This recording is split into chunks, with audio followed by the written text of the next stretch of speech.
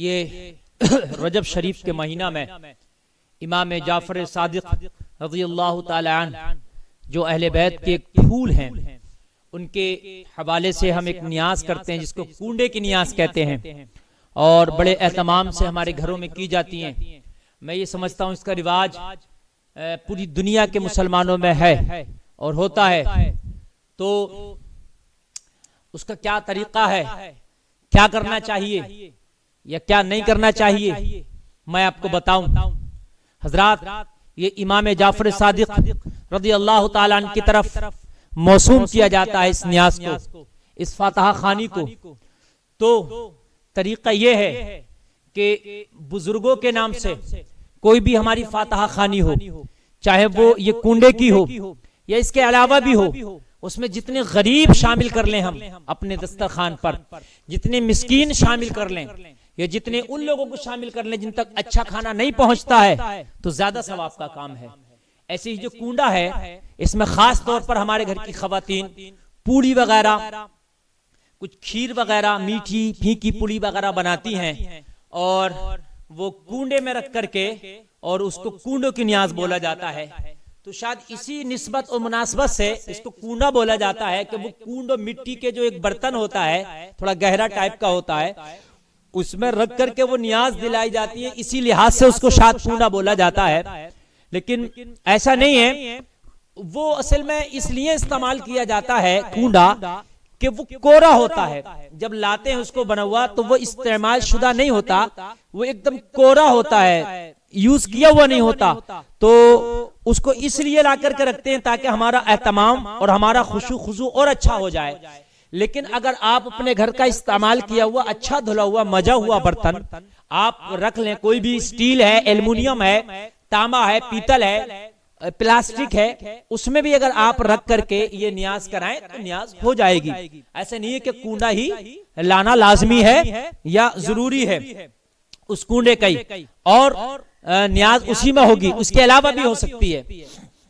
अच्छा, नियाज का मामला यह है कि पूरी, हलवा या मीठी या नमकीन पूरी पर ही नहीं बल्कि सामीन इसके अलावा आप घर में और चीज बनाकर भी इस तरह की नियाज करा सकते हैं। लेकिन ख्याल रहे आपके दस्तरखान पर जब आप इमाम जाफर के ताल्लुक से ये नियाज कराएं, ये फातिहा कराएं, तो उस फातिहा में, आपकी उस नियाज में आपकी बस्ती के, आपके महल्ले के गरीब शामिल होना चाहिए। आपके दस्तरखान से उस दिन गरीब खाना खाकर जाएं, आपके दस्तरखान से उस दिन मिस्कीन खाकर खाना जाएं, आपके दस्तरखान से उस दिन एक जिस तक अच्छा खाना नहीं पहुंचता वो खाना खा करके जाए। पहले मैं अपने बचपन में देखता था, आज भी चलता है हमारे इलाके बस्तियों में, कि जब हमारे यहाँ फातिहा होती है तो महल्ले के लोगों को, अपने खानदान कुनबा कबीले के लोगों को इकट्ठा करते हैं। चलो भाई हमारे घर फातिहा है, सारे लोग मिलकर जाते हैं, कुंडे की फातिहा उसके घर पे करते हैं, फिर वहीं से ऐलान हो जाता है कि चलो भाई मेरे घर चलो, उसके घर। इस तरीके से अपने अपने कुनबा कबीला कबीला में हम घूमते हैं। ये तो ठीक है, लेकिन इसके अंदर एक चीज और शामिल कर लें तो हमारे कुनबा के अंदर, हमारे कबीला के अंदर कोई इतना गरीब नहीं है या है भी, हमने उसको शामिल कर लिया, लेकिन इसमें कुनबा कबीला या अपना खानदान ही नहीं होना चाहिए। इसमें यह शर्त नहीं कि कुनबा कबीला खानदान का ही हो, बल्कि जो भी करीब हो, तेरे कुनबा कबीला से ताल्लुक रखता है या नहीं रखता है, तेरे खानदान से ताल्लुक रखता है या नहीं रखता है, बस्ती में है, आसपास का है, गरीब है, भूखा है, उसको अपने इस फातिहा में शामिल कर उसको भी खाना खिला,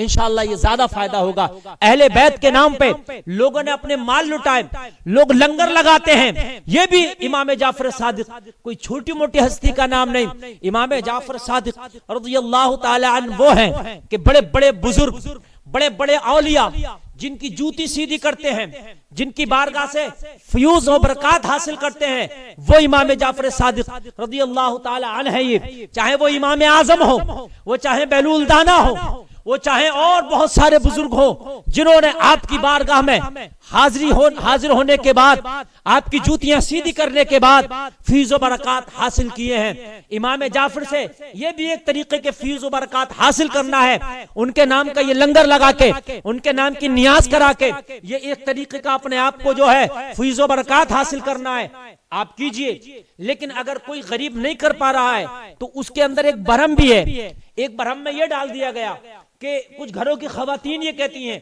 कि नहीं, कुंडे की फातहा अगर हम नहीं करेंगे तो शायद हमारे मुसलमान होने में कुछ कमी आ जाएगी। ऐसा नहीं है मेरे भाइयों, मेरी बहनों, अगर इस्तिताअत है, अल्लाह ने आपको इस काबिल किया है तो सुभान अल्लाह कराइए, अच्छी बात है, मुस्तहब है। आप नियाज कराइए, कुंडों की फातहा कराइए इमाम जाफर के नाम से और आप गरीबों को खिलाइए। लेकिन अगर आपके पास नहीं है तो मैं गुजारिश करूंगा उसके लिए कर्जा ना लें, उसके लिए मजबूर ना हो। और उसके लिए ये जरूरी नहीं है कि उतना ही पकवान बनाएंगे या बहुत सारा ही बनाएंगे। अगर आपके अंदर अकीदत है और आपका हार्ट टाइट है, आपके पास इतना नहीं कि बहुत ज्यादा बना सके, तो थोड़ा सा बना लीजिए। थोड़ा सा बना करके आप इमाम जाफर के नाम से फातहा करा दीजिए, उसमें थोड़ा तकसीम कर दीजिए बच्चों को, गरीबों को, तो सवाब आपको वही मिलेगा। ये जरूरी नहीं है। बहुत से घरों में ये है कि नहीं भी है तो कर्जा लेना है, और कर्जा लेने के बाद में फिर उसमें अनवा व अक़साम की चीजें कि बादाम भी होना चाहिए हमारी पुली में, पिस्ता भी होना चाहिए, नारियल भी होना चाहिए, मावा भी होना चाहिए, देसी घी भी होना चाहिए। ये सारी चीजें इमाम जाफर की तरफ से नहीं है, ये सारी चीजें किसी मौलवी या किसी किताब की तरफ से नहीं है, ये हमने खुद से बना करके अपने ऊपर लाजिम कर लिए। फातहा आपके पास जो मयस्सर है, आप मामूली सी कोई चीज रखकर भी, या आपके हालात अच्छे हैं तो दस्तरखान को अपना लंबा कर दें, वसी कर दें, ज्यादा लोगों को खिलाकर भी आप कर सकते हैं। लेकिन यह जरूरी नहीं है मेरे भाइयों कि आप उसमें कर्जा लें, आप उधार लें। और अगर बिल्कुल आपका हिसाब नहीं है तो यह जरूरी नहीं है कि आप उसकी वजह से आप कर्जा लें। बहुत से लोगों के अंदर ये चीजें कि नहीं, होना ही लाज़िमी है। और आप अपने घर पे अगर नहीं बना पा रहे, कोई फल मंगा लें और अपने घर कोई और चीज बना ले, उस पर भी आप कर सकते हैं। और मैं तो यहां तक कहूंगा कि अगर इतना भी हिसाब नहीं है तो रोज जो तेरे घर खाना बनता ना, उसी खाने पर फातहा करा दे इमाम जाफर के ताल्लुक से। और जो है कराने के बाद में जो है फातहा करा दे, उतना ही सवाब मिलेगा।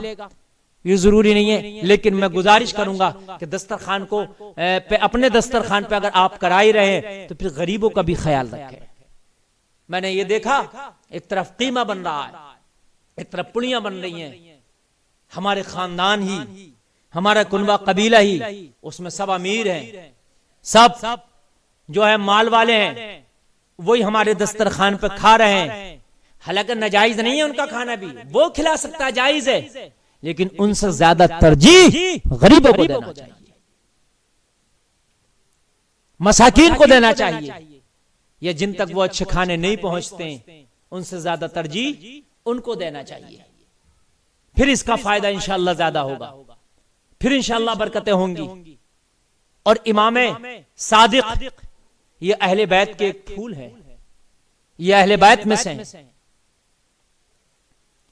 ये आले रसूल हैं, वो बाबरकत हैं ये कि इनके नाम से अगर अपने घर में तू फातहा का एहतमाम करेगा तो बेशक बरकतें हासिल होंगी, तुझे बेशक फायदे हासिल होंगे, बेशक उनके फायदे में नहाएगा, बेशक घर की परेशानियां दूर होंगी। लेकिन इन चंद बातों का ख्याल जरूर रहना चाहिए।